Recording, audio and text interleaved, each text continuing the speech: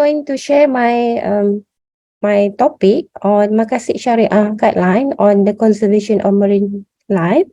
So this project actually has been done by a group of researchers from Kuliah of Science, mainly from Department of Marine Science, and with the help of one person, Professor Abdul Razak Abdullah Hashi from Biotech, but actually his background is from Islamic study.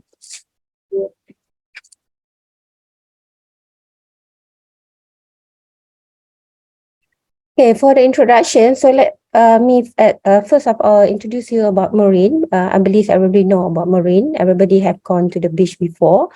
So the ocean and the sea cover 70% of the earth, and it provides food, jobs for millions of peoples, and also source for medicinal and pharmaceutical industry, and also petroleum. So in this matter, it plays a very important role in the maintaining of climate and also marine ecosystem. So marine also is a habitat for many marine organisms. So here in the slide, you can see that different kind of organism we can find from the things that we normally eat, for example, fish, squids, and also for the things that we can see, running in the beach. For example, this small ghost crab. So, however, the marine actually facing a lot of problem, especially from anthropogenic activities, which is meaning human activities. And this has caused polluted, the sea become polluted. And in the long term, it can cause marine ecosystem will collapse. So when the ecosystem collapse, it will bring a lot of negative impact to human, especially because we rely a lot of things to from the ocean. Beside we get food, also the ocean very important in maintaining our weather, so that's why it have in the long term it will going to bring a lot of negative impact to human. So in order to minimize the impact, so many acts and guidelines have been developed at national and international level. So in Malaysia, 3 acts are related to marine conservation, which is the first one, the Fisheries Act 1985. The second one, the Environmental Quality Act 1974. And the third one is Wildlife Conservation 2010. So anyhow, these 3 acts have been developed based on circular view. So since marine science is not common among modern Muslim academics, so Islamic guidelines on healthy and valuable marine life are giving less attention. So that's why providing Maqasid Shariah based guideline for sustainable and valuable marine life is essential. So therefore, come to the objective of this study. The first one is to study the scope of Shariah guideline on the conservation of marine. The second one, to identify the application of Shariah principle in the conservation of marine life. And the third one is to compare and contrast Maqasid Shariah principle with conventional law in conserving marine life. So for the methodology, we have done systemic review of the 3 Act, which is with the Fisheries Act, the Environmental Quality Act, and also Wildlife Conservation. Besides that, we also have gone through many journals and papers talking about marine and also Maqasid Shariah. And for each Act, the contents were gone through for the element of Maqasid Shariah and identify the potential for Maqasid Shariah principle to be embedded in the Act. So the result and discussion for the first objective, which is to study the scope of Shariah guideline on the conservation of marine. So conservation in marine in Maqasid Shariah is related to principle of protecting life. So the concept of NAF in Maqasid Shariah include to survive, to ensure the survival of human being. Therefore, human being need to protect and conserve what is needed for the survival, such as food and environment, which include marine ecosystem. So preserving or protecting human life also related to preserving water, because human cannot live without water. In the context of science, preserving water means the protecting water resources from being depleted and polluted, which also is related to marine. So the second principle in Maqasid Shariah on conservation marine life is preserving the property. So the ocean and the sea are considered as property given by Allah to humankind. So human activities such as overfishing, pollution will cause destruction of the sea. So therefore, the marine life and its ecosystem is the responsibility of the government and support by the individual to be taken care of and preserved from any harm. So hence, guidelines, acts, policy must be developed to protect, manage and conserve this property according to Maqasid Shari'ah beside conventional law to produce a balanced and harmonious result. So this table show Magasid Shariah aims to provide some benefit or avoid misconduct. So this can be explained in two ways, which is tahsil, secure benefit and maintain assistance, and iqra, which is prevent suffering and injury. So this table show Magasid Shariah in marine science. So in securing benefit, so the first one is appreciate water as a natural gift, including the ocean, preserve the public property, save the needs of animals, meaning that we need to save where the animals live, the ecosystem, conserve the environment and human resources, and protect the marine life. And for repelling harm, so we cannot do not make animals suffer, do not kill animal without reason, do not damage the plant, and do not commit abuse on earth. So for the second objective, to identify the application of Shariah principle in the conservation of marine life. So the identification of Magasid Shariah in the Act indicates that the Islamic principle have been applied.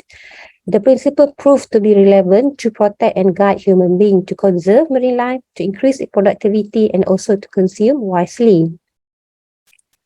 So this is a table of each of the acts. So first I will go to the Fisheries Act 1985. So this column, Maqasid Shariah, it shows that this is the element of Maqasid Shariah, and under the column of Fisheries Act is the one that related to the element of Maqasid Shariah.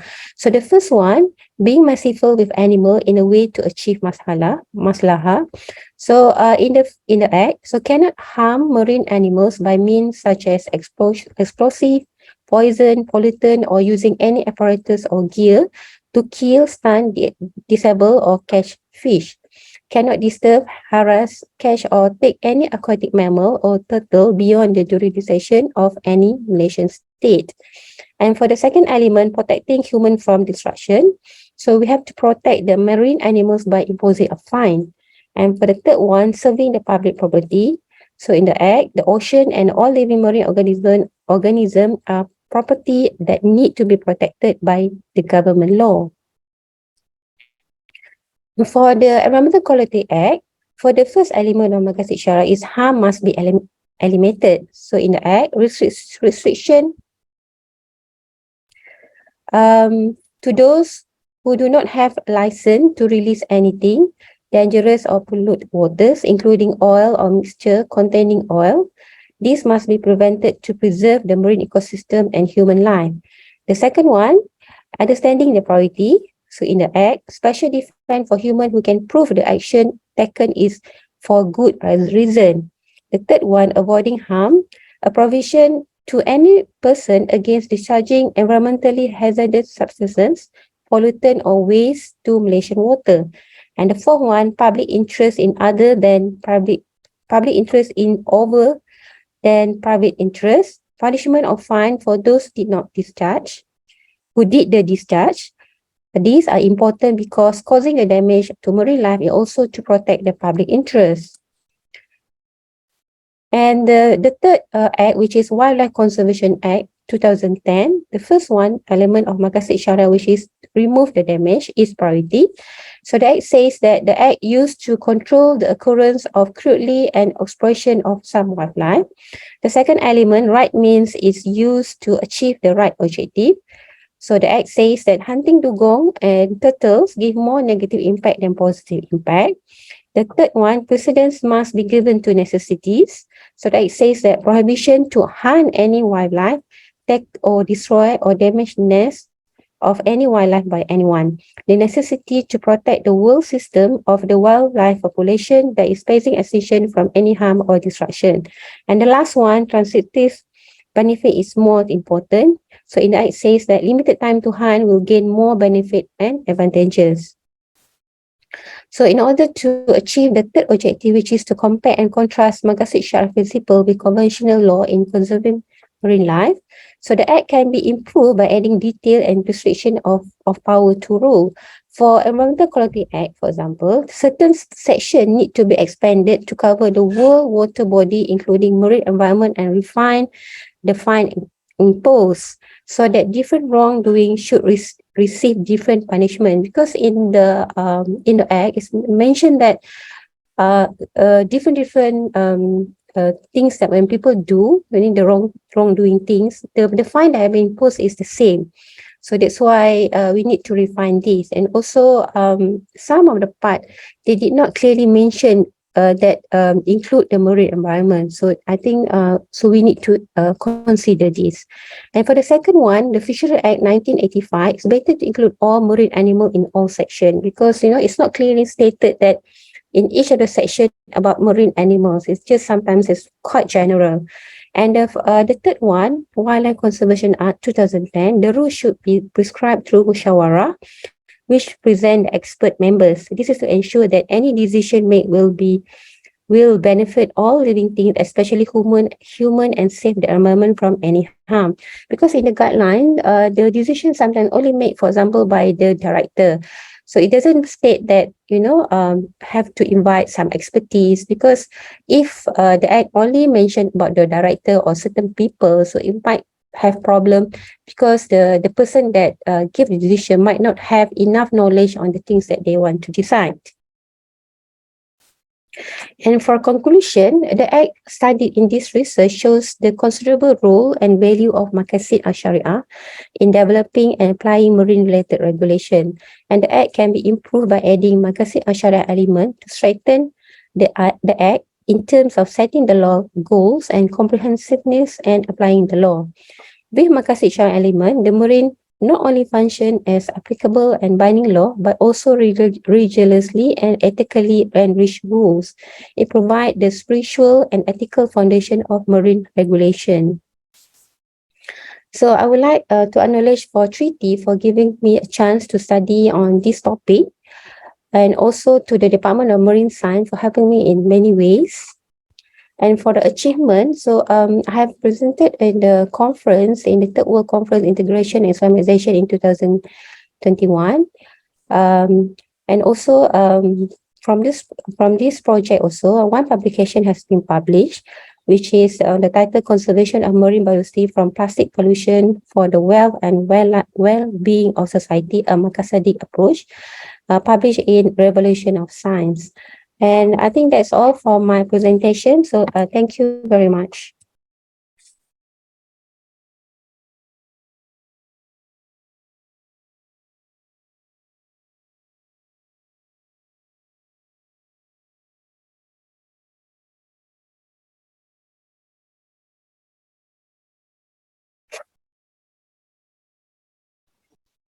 Please welcome to anyone from Zoom or from the floor.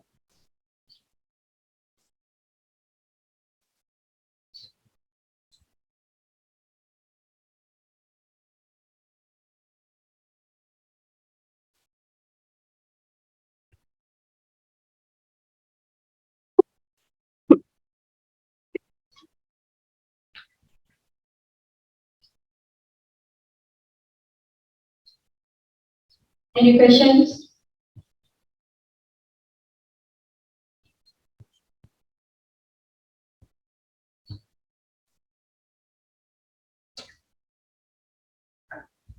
Is Ahmad Lubis there? Raise hand.